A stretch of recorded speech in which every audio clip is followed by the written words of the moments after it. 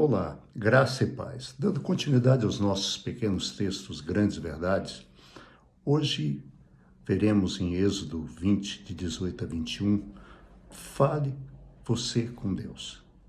O texto diz o seguinte: Vendo-se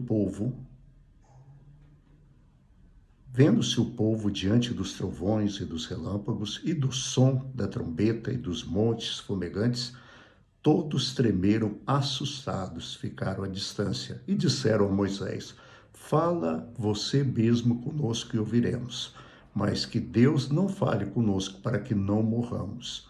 Moisés disse ao povo: não tenham medo, Deus veio prová-los para que o temor de Deus esteja com vocês e os livre do pecado. Mas o povo permaneceu à distância, ao passo que Moisés aproximou-se da nuvem escura em que Deus se encontrava. É interessante que esse texto, esses versos, eles aparecem logo após a entrega dos 10 mandamentos. Deus aparece ali no Monte Sinai, fala com Moisés e entrega os 10 mandamentos para Moisés.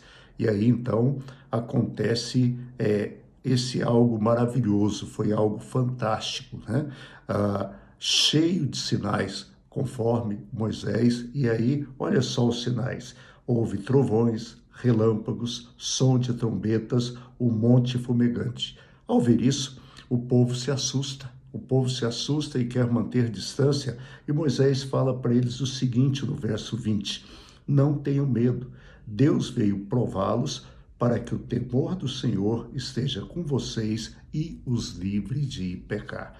Quando nós olhamos, Moisés fala: o temor de Deus os livre. O que é o temor de Deus? O temor de Deus é um sentimento de respeito e reverência praticado pelo povo de Deus. É isso que a Bíblia nos ensina, o que é temor de Deus. Só que, ao invés de respeitar e reverenciar a Deus, o povo ficou com medo. O povo se afugentou e falou: não, nós somos pecadores e Deus vai nos destruir. Aí então eles terceirizam o fato. Eles falam para Moisés: Moisés, faz o seguinte, você fala conosco e Deus fala com você, porque senão a gente vai morrer. Ou seja, o povo instituiu o sacerdócio.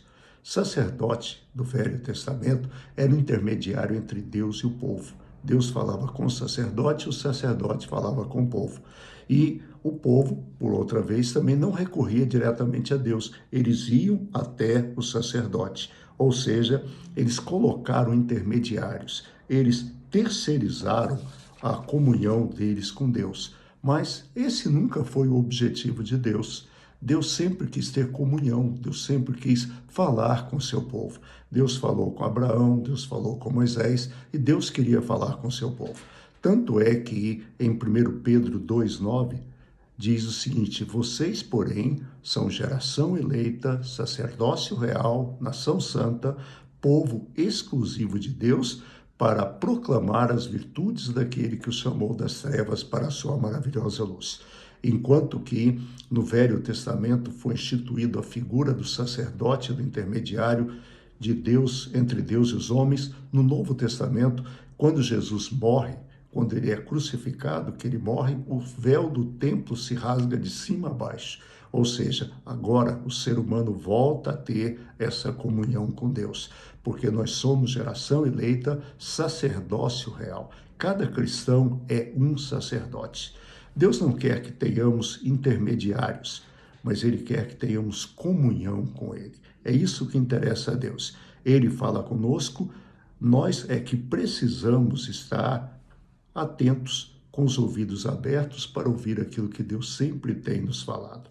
Em 1 Timóteo, capítulo 2, o verso de número 5, Paulo, escrevendo a Timóteo, diz: porque há um só Deus e um só mediador entre Deus e os homens, Jesus Cristo, o homem. Nós não precisamos de alguém que ore por nós, nós precisamos de um santo que intermedie as nossas causas, nós precisamos de nenhuma pessoa, nós temos acesso. Não existe mais intermediário entre Deus e os homens.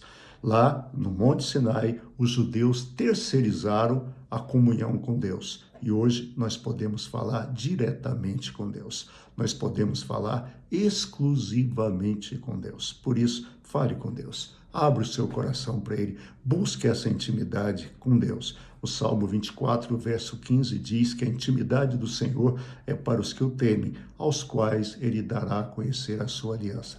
Tema ao Senhor, lembrando que temor é reverência e respeito. Respeite ao Senhor, reverencie ao Senhor e tenha comunhão com o Senhor, porque Ele é Deus, Ele é o Senhor, mas Ele é Pai, e Ele é Pai amoroso. Que Deus nos abençoe. Amanhã, Renato estará com vocês. Eu volto na quarta-feira, se Deus quiser. Um abraço, até lá e fique em paz.